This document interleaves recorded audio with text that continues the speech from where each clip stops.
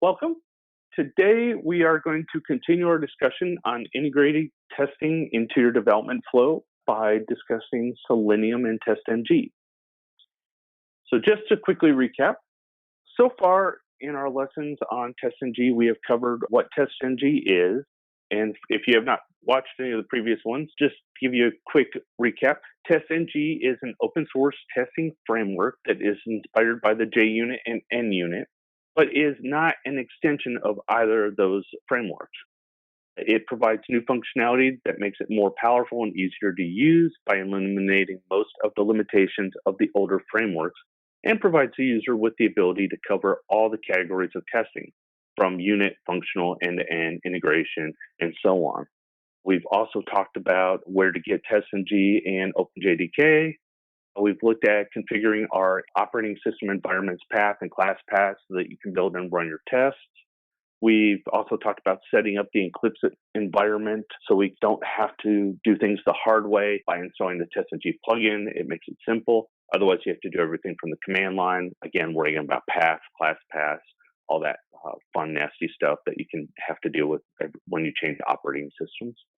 We looked at writing tests with TesgNG. We also looked at the basic annotations, how to execute the order of operations of the annotations.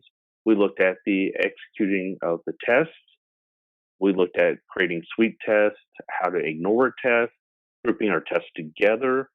We looked at specifically testing for exception handling, so we can do null pointer exceptions, or in the case of today, what we're going to be looking at with Selenium, when dealing with web pages, you can run into like stale state exceptions. You want to check for those. Also looked at using dependency testing, parameterized testing, also how to encompass all our old JUnit tests. If we have existing legacy project that has a bunch of JUnit tests, how can we wrap those into our TesgNG environment and continue to run them with TesgNG and not have to run two separate frameworks? And that also gives us the ability to run the old JUnit tests as we convert them over to the new TesgNGs. We also looked at reporting in TesgNG using reporters and listeners and how to configure our reports in such a way that they actually make sense to the end user. Today, we're going to take it to the next step. We're actually going to look at using Selenium with TesgNG. We're going to discuss what Selenium is. We're going to look at the different parts of Selenium, the Selenium IDE, the WebDriver, and the grid. And then we're going to walk through the Selenium installation and setup. And then we're going to get our hands dirty using the Selenium with TesgNG. So to start, what is Selenium? Well, Selenium is an umbrella project for a range of tools and libraries that enable and support the automation of web browsers. Selenium also provides extensions to emulate user interactions with browsers, a distribution server for scaling browser allocations, and the infrastructure for implementations of the W3C WebDriver specification that lets you write interchangeable code for all major web browsers. The existing Selenium projects that are out there are currently the Selenium IDE, the Selenium WebDriver, and Selenium Grid. Now, we have gone through these in past presentations, so you could go to the developer on our website and look for a quick startup guide to begin using the Selenium IDE for a more in-depth look at the Selenium IDE. For the Selenium WebDriver, you could go to our product catalog, test our web application with Selenium and WebDriver, and you'll get a more deeper dive into the WebDriver, kind of what it is and how to configure and set up.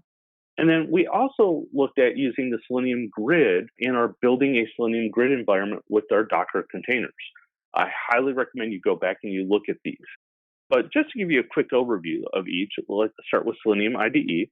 So the IDE, or Integrated Development Environment, is the tool you use to develop your Selenium test cases. It's an easy-to-use Chrome and Firefox extension, and is generally the most efficient way to develop test cases. It records the user's actions in the browser for you using existing Selenium commands with parameters defined by the context of that element. This is not only a time saver, but also an exciting way of learning Selenium script syntax. The Selenium IDE is also referred to in the testing community as a record and playback method. Next, with Selenium WebDriver, the WebDriver uses browser automation APIs provided by browser vendors to control the browser and run tests. This is as if a real user is operating the browser.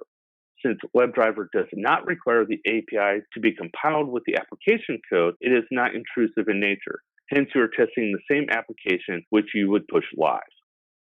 And then finally, we have the Selenium Grid, which soon after the development of the WebDriver test, you may face the need to run your tests on multiple browsers and operating systems, or a combination of both. This is where Grid comes to the rescue. You can use things like Docker containers, or you could set up a grid on multiple machines, or you could physically test, say, Windows 7 with IE 9 or Windows 10 with Edge.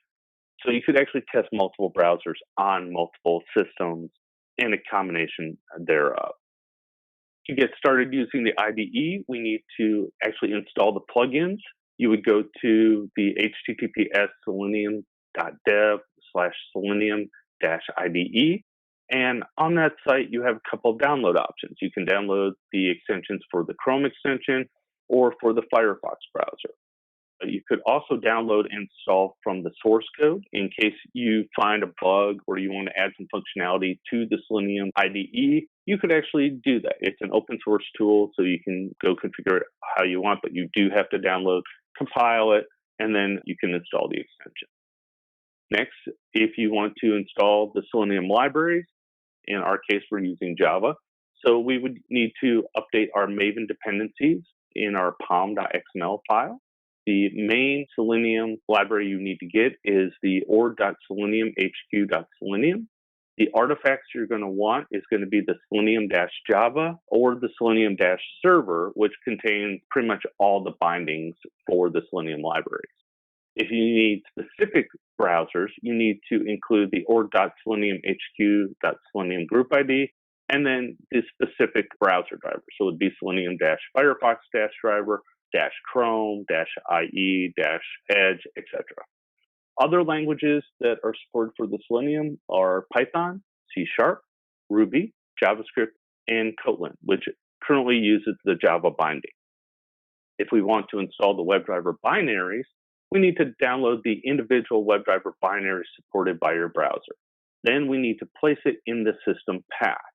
Now, for Windows, that's going to the system environment, setting up your path and class path.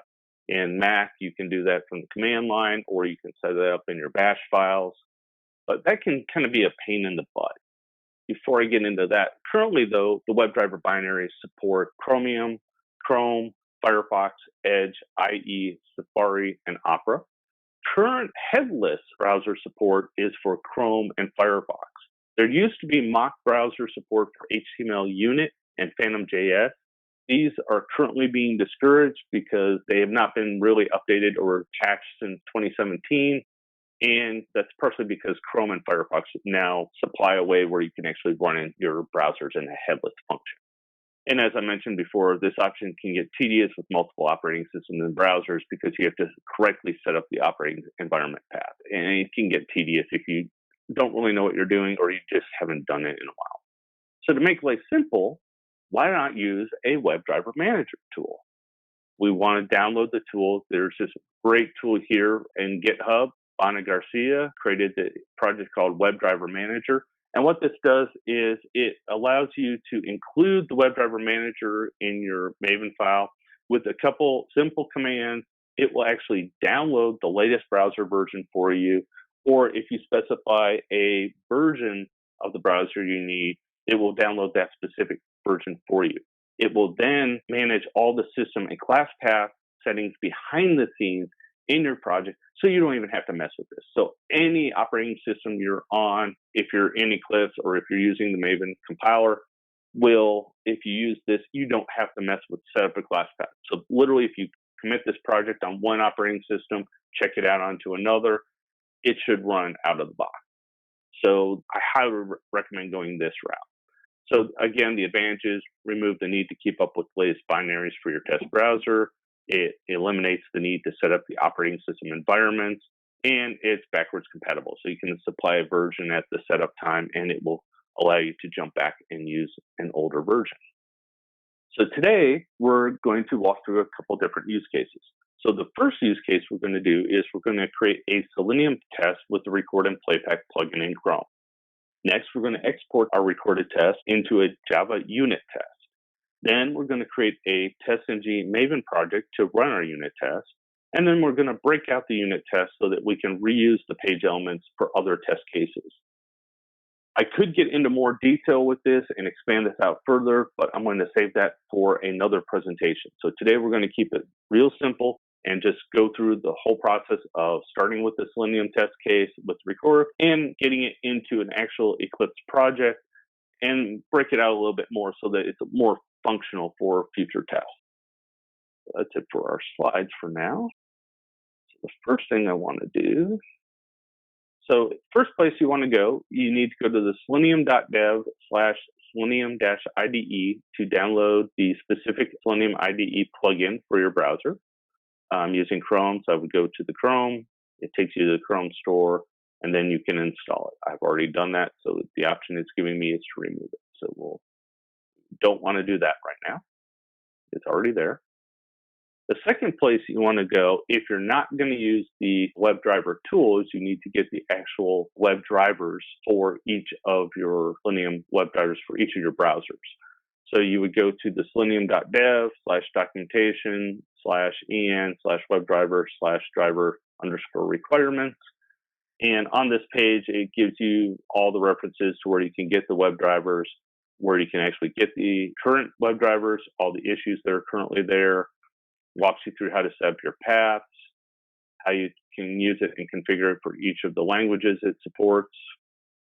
You click the download, and here's all the versions. So you would have to actually download the current version of the WebDriver for the version of the browser you have. So right now I am currently using 79.0.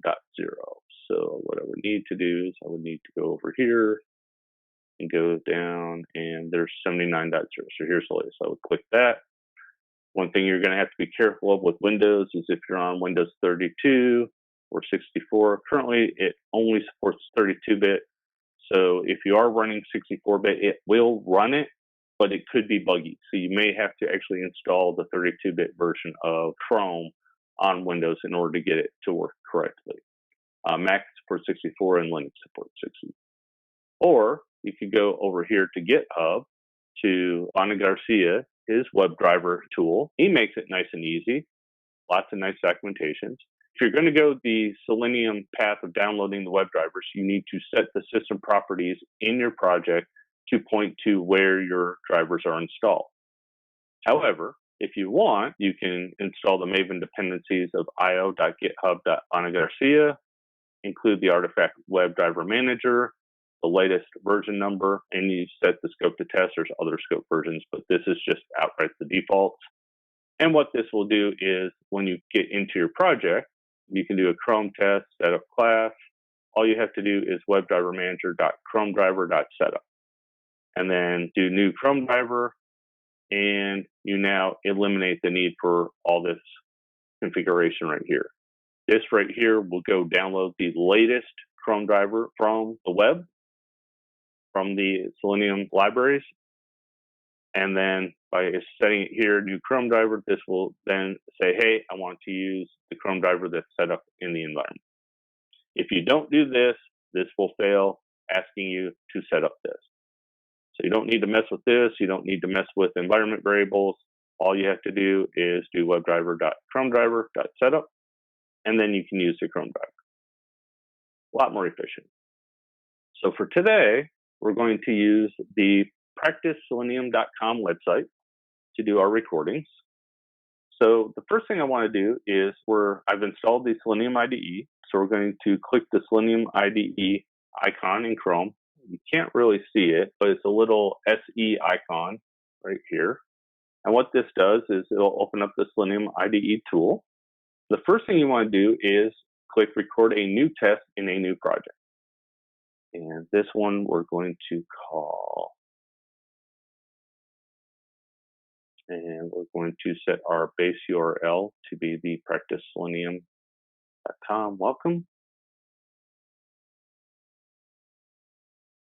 And as soon as we click start recording, what has happened is inside of the Selenium and TestNG IDE, we have our Selenium and TestNG project. It's currently recording our clicks. So we've loaded the home page. So we're going to click the welcome. And you see here, it says I clicked the welcome.html. It's saying the window size 21280 by 1057. And I click the link test welcome. Click open Passion, menu, let's talk T, checkout. So essentially what I've just done is I've now recorded a Selenium click for each of our menu options. So we'll go back to welcome. And on our welcome page, let's go look at some herbal teas. So we now have a list of all herbal teas on the menu. And I like green tea, so we'll place an order for some green tea. We'll put in our customer information, info@email.com. Name, we'll do John Smith. So we'll send it to the president. Set Visa, credit card, put in some dummy information for our credit card, card holder name, John Smith, and our verification code. And then we place our order. So we now have gone through the process of Passion Tea Company of kind of navigating the website, placing an order for some green tea, and committing. So that's all we really want to do for our recording.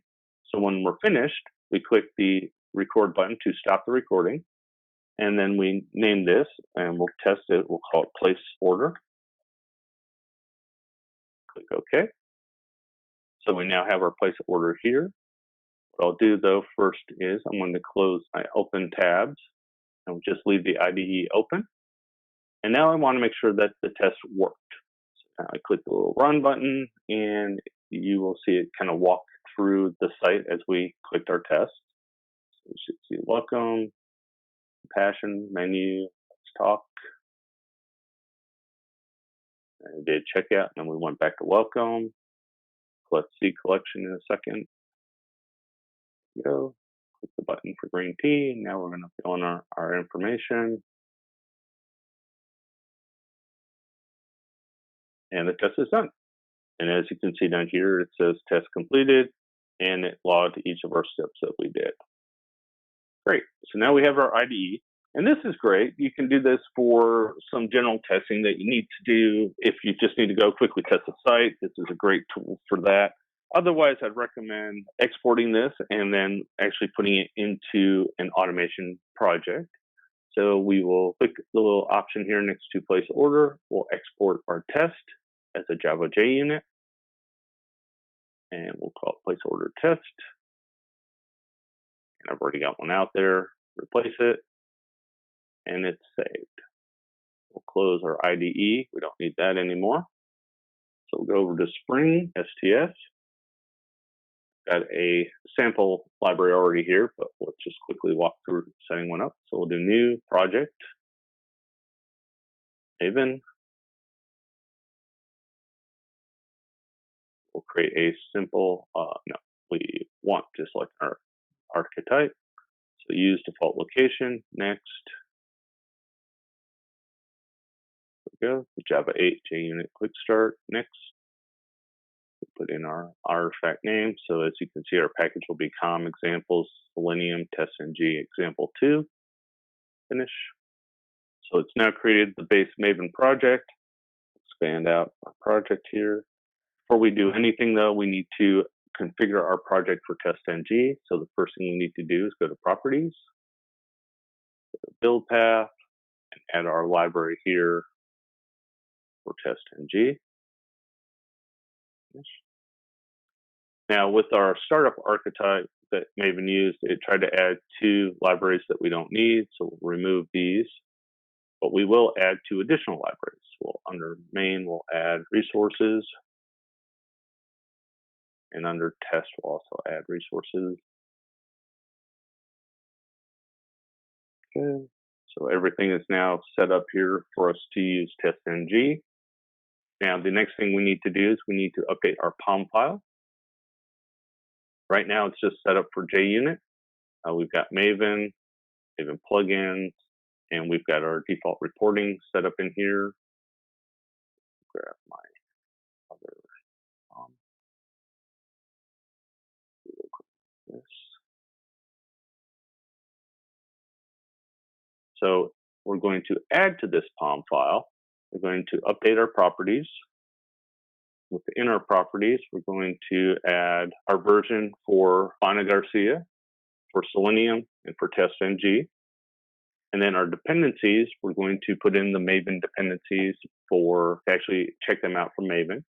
Now, the reason I'm doing the properties up here with the specific version IDs is instead of having to search all the way through the code to find the specific dependency and the version number, you may actually have some dependencies that rely on the same version. So, for example, if you want to use the org.selenium HQ Selenium and you want to do the Selenium Java, then the Selenium Firefox driver, the Selenium Chrome driver, you would want to use the same version of the group ID for each of those artifact IDs. It's not wise to mix and match artifact IDs in a group, but sometimes you need to. However, this just simplifies the process. So the best way to do it would be to come up here. We'll do JUnit. And then we want version 4.12.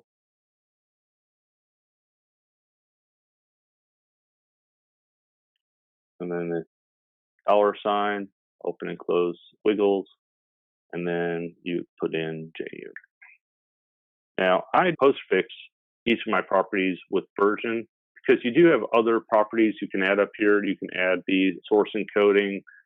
So really kind of be a little specific as to what your property is for. So these are version numbers, so I postfix them all with versions. You could do the same thing for Maven. So down here you have org.maven plugins. You have the Maven compiler plugin. Now here's a case where they actually have different versions. So in the Maven plugins, you have the Maven source plugin and the compiler plugin. Those are actually at different artifact version IDs, even though you are in the same project. Selenium, though, thankfully, they typically keep all their versions in line. We come up here, plugin version, that's 3.6.0.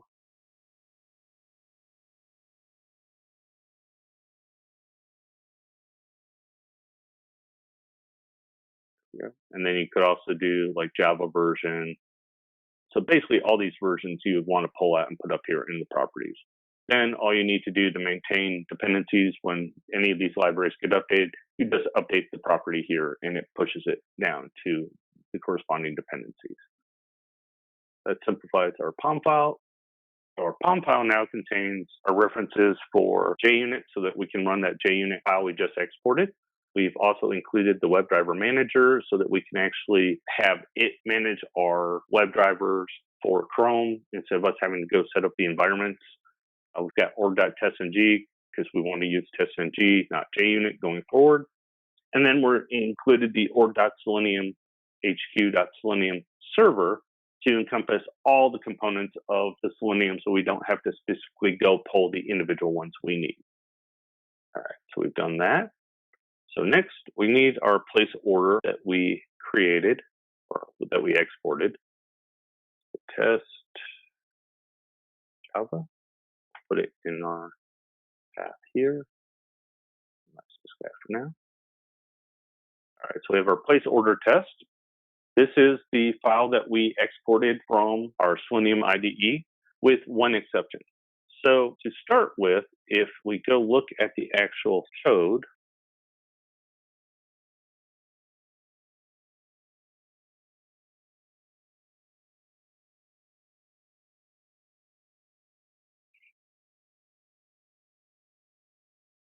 it actually just calls driver equals new Chrome driver.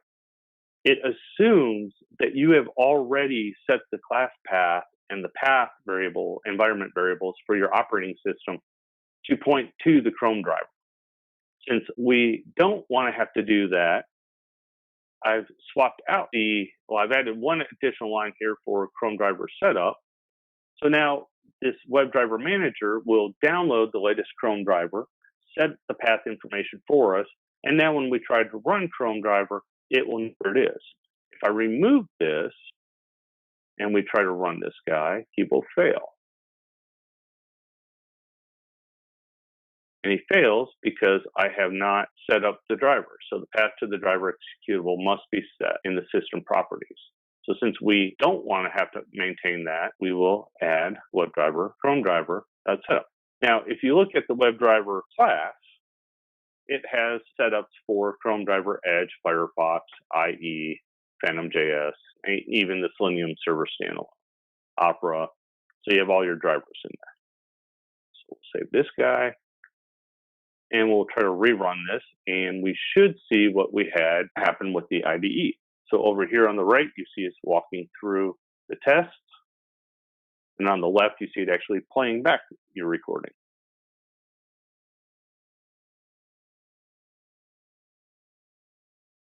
And we'll take my word for it, it will pass. We'll just go for now. It would have finished and this would have been green, but for time's sake, I'm just going to jump back out.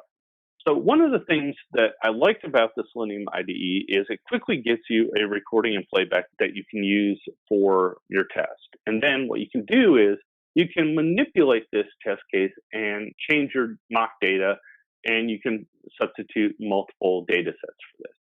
However, what I don't like about the recording is, as you see here in our test, it's doing the driver.get find element for every single step in the test case. So we're duplicating page data, or essentially test actions, again and again and again in every single recording that we would do. So what I'd like to do is I'd like to make this a little more user-friendly. Also, if you notice here, every single test has to set up and tear down the WebDriver. Well, we don't want to have to define this in every single class. That's stupid.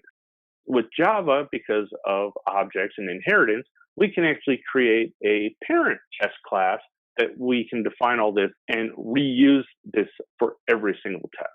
So the first thing I want to do is I want to create a base test class. And in my base test class here, I'm instantiating a WebDriver. Don't want to set the WebDriver here. In fact, I want to actually pass the WebDriver information in the set driver. Get driver will always get the latest driver if it's open or closed. And then we quit driver after the test runs. And then before the test runs, we want to actually set the driver and set the URL. So what's cool about this is we do this in 2 steps. So here you actually set the URL, but really you want to set the URL at your startup time, because that way you can then pass it in through a parameter. So it's not hard coded anymore. So in our browser, the first thing we want to do is set the driver. So if the browser's null, we want to handle our exceptions. So if browser's null, we will actually change our message and return, instead of just a plain old null pointer exception, hey, the test parameter browser string cannot be null. So it's more specific. When it fails, you'll see it in the logs and you'll go, oh, I was supposed to set that. Then the next thing we want to do is we want to do the WebDriver Manager.ChromeDriver.setup. Now you can actually do get instance, and then here you can do a drive manager type dot, and then you can do Chrome, Edge, Firefox, etc. And you can even do value of. So here we can do browser, so we can actually use our string, pass it in, and it will get our instance and it will set it up. So now this will configure your path information and download the latest WebDriver for the browser that you want. So it will be Chrome, Firefox, etc. The gotcha comes in here. So you have to actually initialize the browser. So really, WebDriver driver equals new Chrome driver. This won't work because this may be Firefox. So actually what you potentially want to do is you can do something like this.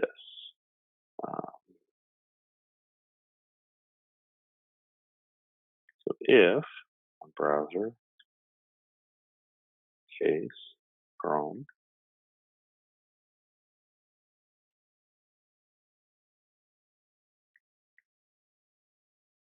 you can't get the point here, so I won't do it for all types, but do it for some.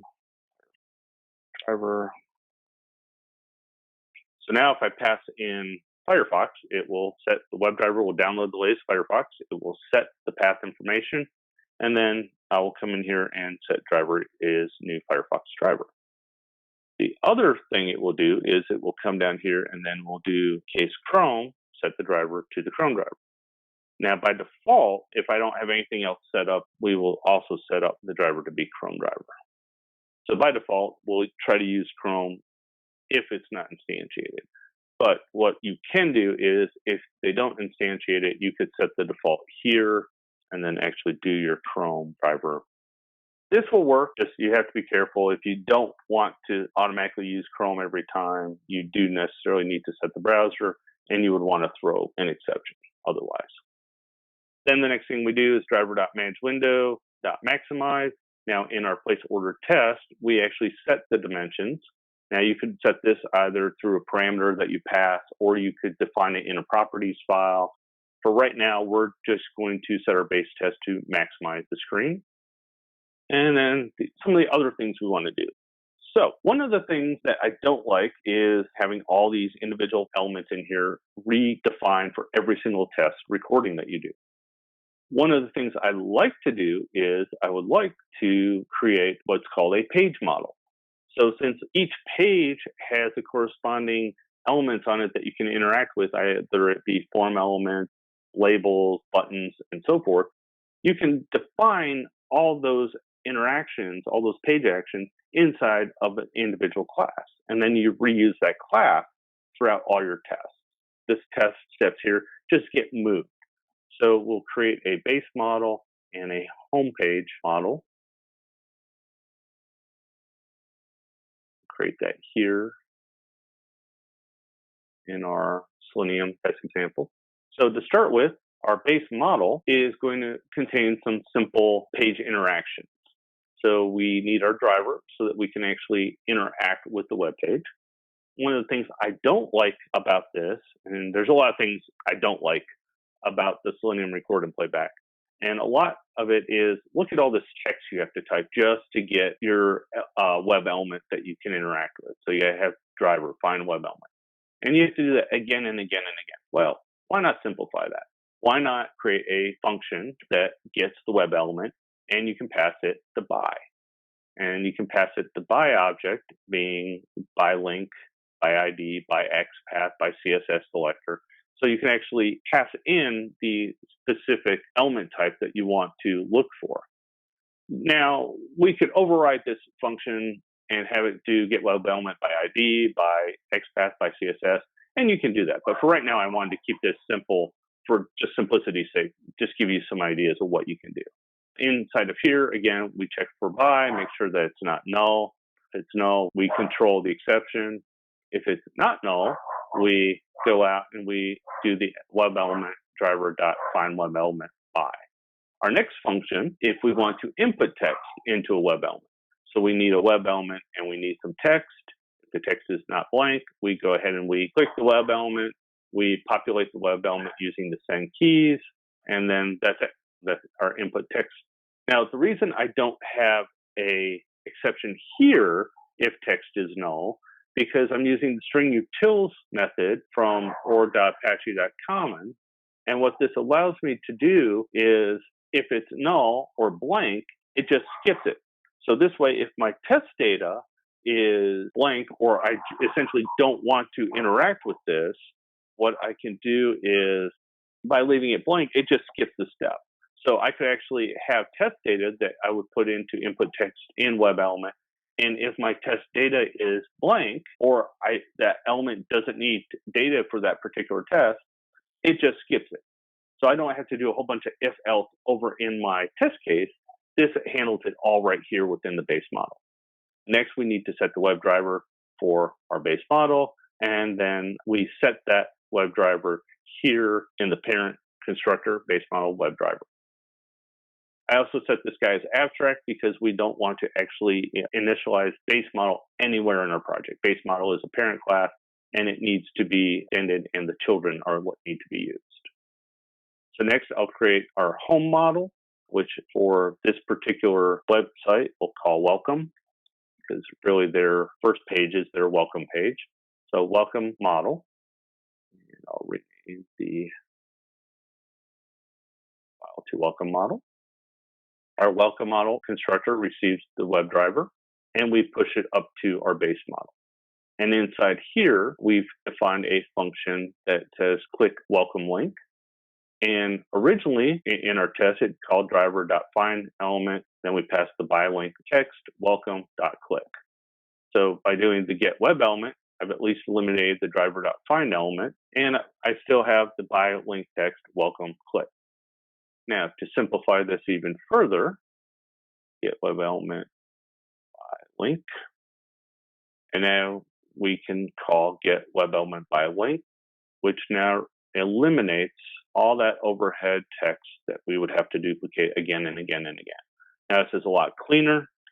We also don't have to create our import or import a whole bunch of classes all over the place. So now get web element by link will return a web element that we can interact with by clicking on. And you could even take this one step further and create a click web element inside your base model that would receive a web element, or you could do by link, by, etc. But now we've eliminated essentially all this boilerplate code that you have to use in order to interact with Selenium. So if I created a second test here, place order test 2, and change this to our welcome model. Welcome. So place order looks like this. We have setup and teardown. Our new test extends base test, so all of our setup and teardown are inside of our parent class. We also have quick driver in here, and we have browser and URL. So over here, I actually don't have anything that instantiates the URL, opens the page. That's all handled in the base test. So it's automatically going to configure our browser, load the Chrome browser, and then it's going to get the URL and open up the URL for it. And it's going to set the window to the Mac side. So we've essentially eliminated all this from our test, and we've eliminated this from our test. Now, to get rid of all this and make it really clean, we've added to our welcome. So we have our welcome model for passing our driver, and then down here we do welcome.click welcome link. So the first thing this should do, if we tried to run it, would be to open up the web page, click the welcome link. However, that's not going to work exactly the way we want it, because we did not configure the set driver. We did not configure the parameter browser is blank. We also didn't pass in the URL. We didn't do a few things. So you can't run this guy straight as a TesgNG file like we did with the unit file. For this, though, we now need to configure a TesgNG property. Here we are, TesgNG XML. We have our resources here in TesgNG. So inside of our TesgNG XML, we can define some parameters. So we define our parameter, our URL will be our starting URL. And we've set our browser to be Chrome. Now this can be defined globally for our test suite, or it can be configured and defined for individual test cases. So you could actually define different URLs and set different browsers. If you wanted to actually test, say, Chrome and Firefox, you could do test 1 Chrome, test 2 Firefox, and then you would take the Chrome, that guy here, move this guy here and set him to be Firefox. Now, if we run this TesgNG file, no enum set for Chrome. So chances are it's probably uppercase. So for now, in our base test browser, so what we'll do here is we will just do the default. So we will set browser to something else in our TesgNG file. We'll set it to say IE. We'll rerun TesgNG file. So what it's saying is it can't recognize this here. So it does not like the value of driver. So it can't really do it that way. So you would have to do the instance this way.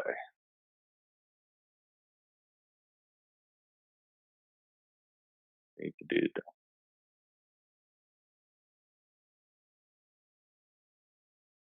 Firefox.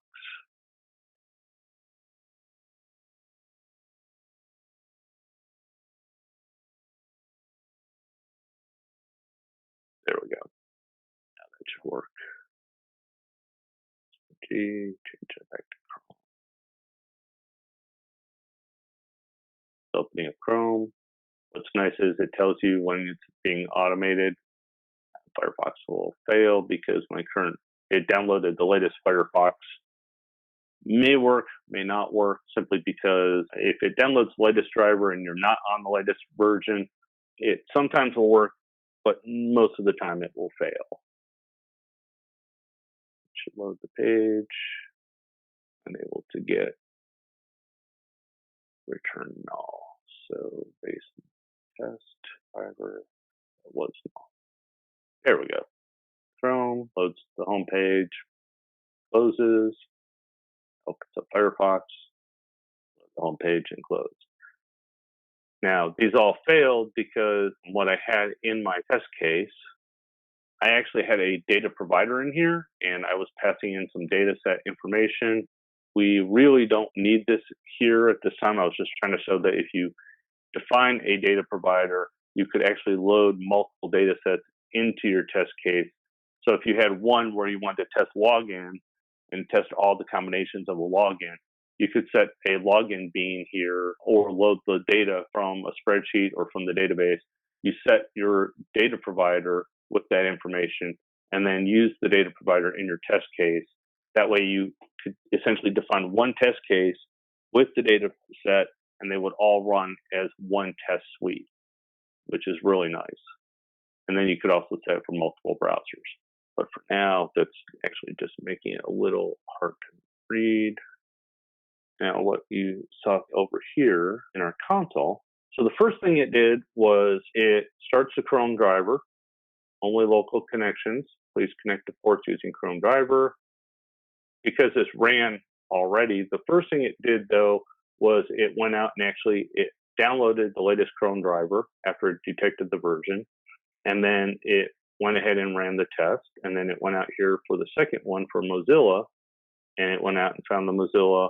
It downloaded the latest version. And then it creates a listener to Mozilla to connect to it. Here for Chrome, it's on port 36939. For Mozilla, it was 52057 for this particular session. And then once it's finished, it stops and it does its cleanup. You don't have to manage this at all. And you can turn on the logging for the WebDriver Manager yourself through the configuration setups. There's other things you can do with WebDriver. You can actually set up the specific configurations, turning the Chrome property headless, Firefox headless. You can set the dimensions. You can turn debugging on, caching off, and so forth and so on. So what that did was it clicked web links and they assert true. So now we've cleaned all that up. We'll run it one more time. A second, it should click the welcome. So the problem we're running into here is when we're trying to do the click welcome link, the page either isn't quite loaded yet or the element's just not interactable yet. This happens. That's why I was just showing you how to break this out, because if we actually go over here and you do this, it will load. There's timing, there's other configuration and setups. I just wanted to show you guys, though, how to break it out and actually create some more usable code here. So what you kind of want to do is you kind of want to break it out into your page models. So for each of the pages, you would have like welcome, place order, product, etc. And then in your test, you would have place order test, and then your base test is where you would set up your configurations for your URL, your browser, and your driver. Also your teardown. This way you don't have to forget about doing it each time that they do here. So before setup, all that gets pushed up. And here we have our place order. And then you can essentially move all this page logic out to the individual models. And then you can call those models when you want to do those tasks. Any questions? With that, quickly review. So today we looked at how Selenium can be used to create tests that interact with web pages, starting with the creating of a Selenium IDE record and playback test, which we then turn that recording into a unit test that we could run in TesgNG. And then finally, we broke out our unit test into kind of a page model structure, which allows us to build reusable code that reduces the overhead in our test cases, allowing us to break the mold of duplicating page logic in each of our individual unit tests. Thank you. We know your time is important, and if you would like to discuss any additional questions or comments you have, you can check us out on info@developer.nerd.com. You can check us out on developer.nerd.com/contact us. We're on Twitter @developer.nerd, and we're also on Facebook.com @developer.nerd. Our goal is making every developer better, so please check us out, ask us questions, and check out some of our other videos.